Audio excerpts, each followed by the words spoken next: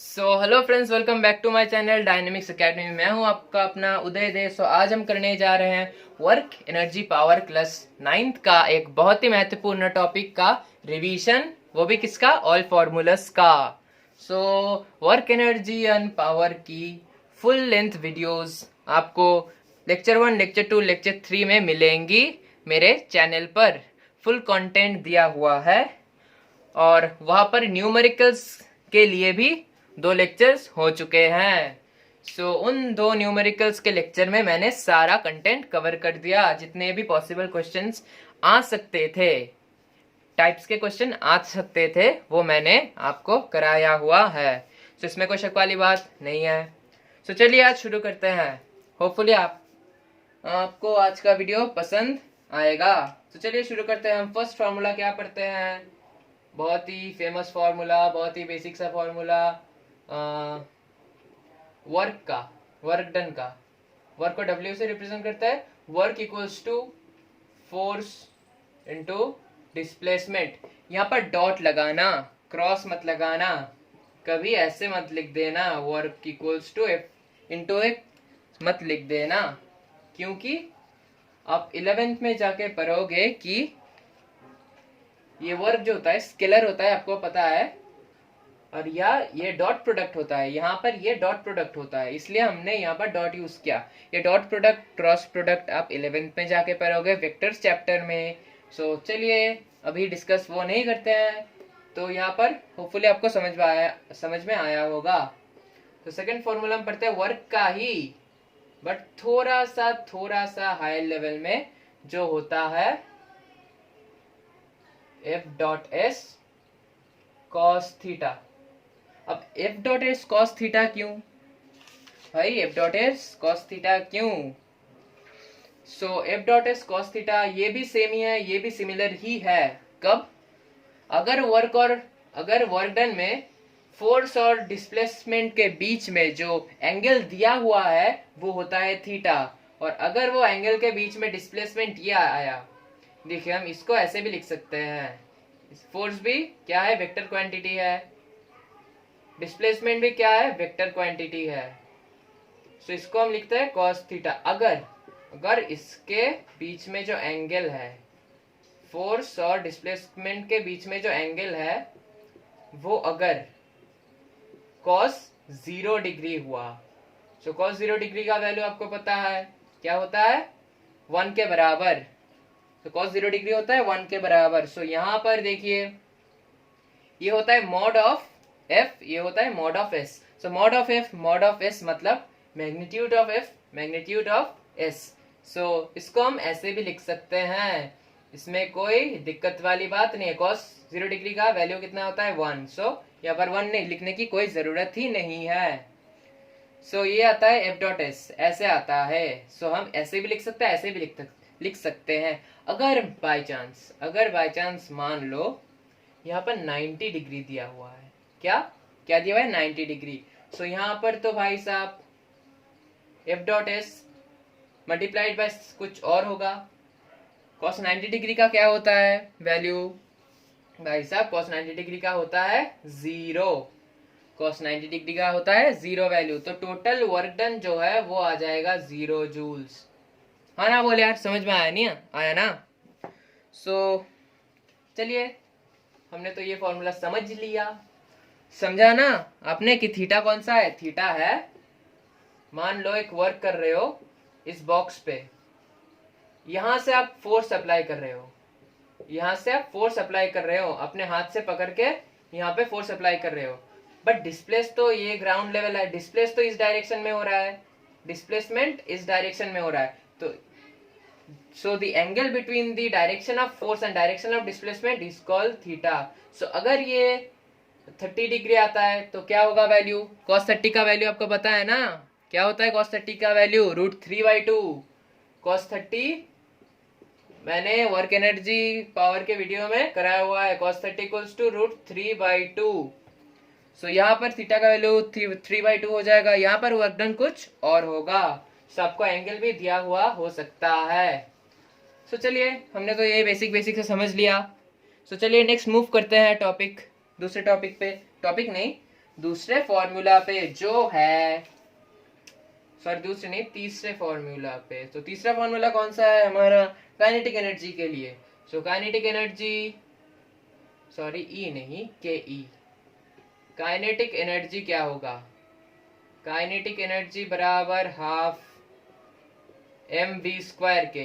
Kinetic energy बराबर half M V square के।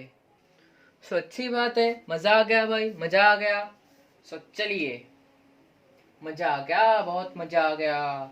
सो ये हो गया काइनेटिक एनर्जी। सो अब करेंगे क्या भाई साहब, आपको पता है। नेक्स्ट दूसरा आता है, नेक्स्ट फोर्थ में पोटेंशियल एनर्जी। पोटेंशियल एनर्जी को आप यू ई से भी रिप्रेजेंट कर सकते हैं, यू ई से भी रिप्रेजेंट कर सकते हैं। तो मैंने यहाँ पर पीई लिखा है, मतलब पोटेंशियल एनर्जी, मैं वो नहीं लिख रहा हूं। सो होपफुली आपको समझ में आ रहा होगा और मजा भी आ रहा होगा। अगर आपने ये फॉर्मूलाज अच्छे से कर लिए तो कोई शक वाली बात नहीं है कि आपको कोई न्यूमेरिकल्स करने से हरा नहीं सकता। सिर्फ थ्योरी क्लियर होनी चाहिए और ये फॉर्मूलाज अच्छे से याद होने चाहिए और आपको इनका डेरिवेशन भी आना चाहिए। सो अगर आपको इन सारे फॉर्मूलाज आज जो मैं कराऊंगा उनके डेरिवेशंस आते हैं तो आपको कोई फोड़ने से, फिजिक्स को फोड़ने से नहीं रोक सकता। सो चलिए, फिफ्थ फॉर्मूला कौन सा है? ये था potential energy which is equals to mgh। mgh G क्यों? अगर आप इसको मान लो जी क्यों, यहाँ पर ए क्यों नहीं भाई साहब, यहाँ पर ए जी जो भी लगा लो। ये एक हाइट पे है, ये एक h हाइट पे है। सो इस h हाइट के लिए जो इस पे एक्सेलरेशन, जब ये गिर रहा है, देखिए जब ये गिर रहा है तो इस पे जो एक्सेलरेशन लग रहा है वो कहां से लग रहा है? ग्रेविटेशन के थ्रू लग रहा है। तो इसलिए यहाँ पर जी इसको ग्रेविटेशनल एक्सेलरेशन दे रहा है, हम नहीं दे रहा है। अगर हमने ऐसे कर दिया, ऐसे इसे ऐसे फेंक दिया, तो वो वहां पर हम एक्सेलरेट कर रहे तो वहां पर होगा, अगर वहां का हमने पोटेंशियल एनर्जी कैलकुलेट किया तो वहां पर आएगा MAH। वहां पर जी का इंक्लूड नहीं होगा। तो समझ में आई बात? इसलिए यहाँ पर जी हमने दिया है। सो फिफ्थ फॉर्मूला हम कौन सा करते हैं? That is work energy theorem का। वर्क एनर्जी थ्योरम का काइनेमेटिकल इक्वेशन, जहां पर हम लिखते हैं work final, kinetic energy final minus kinetic energy initial equals to half M U square minus half M V square. अब भाई साहब, अब पूछ रहे हो, अब सोच रहे होगे कि ये मैंने क्या लिख दिया भाई साहब, ये तो कभी नहीं देखा। सो अगर नहीं देखा तो अब देखोगे, अगर नहीं देखा तो अब देखोगे और विजुअलाइज भी करोगे। तो चलिए विजुअलाइज करते हैं, इसे मिटा देते हैं। अब पहले विजुअलाइज करेंगे उसके बाद करेंगे। तो अगर फिजिक्स में विजुअलाइज नहीं किया तो क्या किया भाई? फिजिक्स में विजुअलाइज नहीं किया तो क्या किया? गलती किया। फिजिक्स में विजुअलाइज अगर ना कर पाए तो वहां पर फिजिक्स में क्राइम है। तो चलिए देख लेते हैं ये क्या कह रहा है।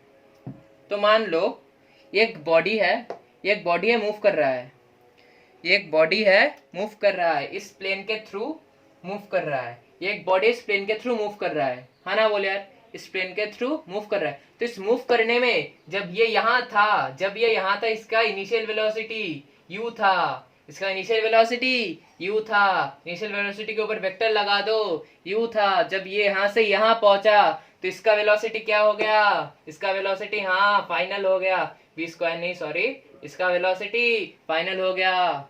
सो अब होपफुली आपको समझ में आ रहा होगा यहाँ पर काइनेटिक एनर्जी क्या होगा। ये इनिशियल पोजीशन था तो यहाँ पर इनिशियल काइनेटिक एनर्जी, और ये फाइनल पोजीशन है तो यहाँ पर काइनेटिक एनर्जी फाइनल होगा, हाँ ना बोले यार?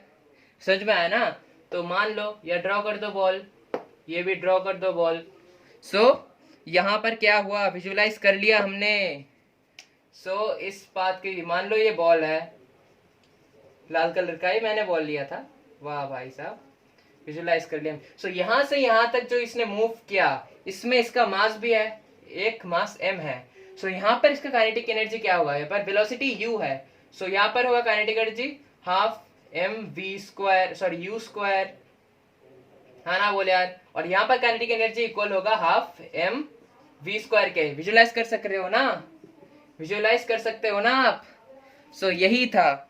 तो वर्क एनर्जी थ्योरम क्या कहता है? वर्क एनर्जी थ्योरम के अनुसार हम निकालते हैं कि यहां से यहां तक आने में, यहाँ इस पोजीशन पर जो इसका काइनेटिक एनर्जी था, इस पोजीशन में इस बॉल का जो काइनेटिक एनर्जी था, वो जब यहां से यहां चेंज हुआ तो कितना चेंज हुआ। वर्क एनर्जी थ्योरम से हम ये निकालते हैं कि कितना चेंज हुआ। सो उसे कहते हैं work energy theorem.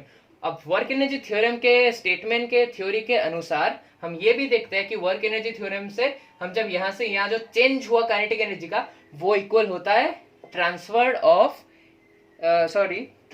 Of work या फिर वर्क डन का। यहाँ पे जो आने के लिए जो एनर्जी खर्च की इसने, यहां से यहां पर चेंज जो हुआ एनर्जी का, वो इक्वल होता है इस काइनेटिक एनर्जी के वर्क डन का। सो हमने ये समझ लिया। सो यहां से अब हम पूरा क्लियरेंस के साथ लिख सकते हैं क्या? हम लिख सकते हैं kinetic energy final minus kinetic energy initial equals to half mu square minus half M V square लिखना, half M V square minus half M U square. So आपका चेंज इन काइनेटिक एनर्जी निकल जाएगा। हाँ ना बोल यार। सो चलिए next formula देखते हैं क्या है। नेक्स्ट फॉर्मूला होगा हमारा सिक्स्थ फॉर्मूला क्या है भाई साहब? सिक्स्थ बहुत ही आसान सा फॉर्मूला है, बट क्लास 10th में हम नहीं पढ़ते। वो स्प्रिंग कांस्टेंट वगैरह वगैरह, स्प्रिंग की एक कंडीशन में, एक स्प्रिंग की अगर ये कॉम्प्रेस्ड या फिर ये क्या, अब एक स्प्रिंग को खींच रहे हो, तो वहां पर ये क्या हो रहा है? स्ट्रेच हो रहा है। तो स्ट्रेचिंग में जो एनर्जी है उसकी, और अगर आप स्प्रिंग को कंप्रेस कर रहे हो तो कंप्रेशन में जो एनर्जी है वो क्या होगा? हम कैलकुलेट करते हैं एक इक्वेशन के थ्रू, जिसे कहते हैं हम इक्वल कहते हैं स्प्रिंग के एनर्जी इक्वल होता है हाफ के एक्स स्क्वायर। सो ये वेरी करता है, स्प्रिंग कांस्टेंट ये वेरी करता है। सो हमने ये थोड़ा एक एक्स्ट्रा फॉर्मूला पढ़ लिया। सो अगर हमने ये एक्स्ट्रा फॉर्मूला पढ़ा है तो इसको भाई साहब डब्बे में डाल दो। ये एक्स्ट्रा है, इसको डब्बे में डाल दो। This is the chocolate for the session, याद रखना। तो चलिए नेक्स्ट फॉर्मूला करते हैं।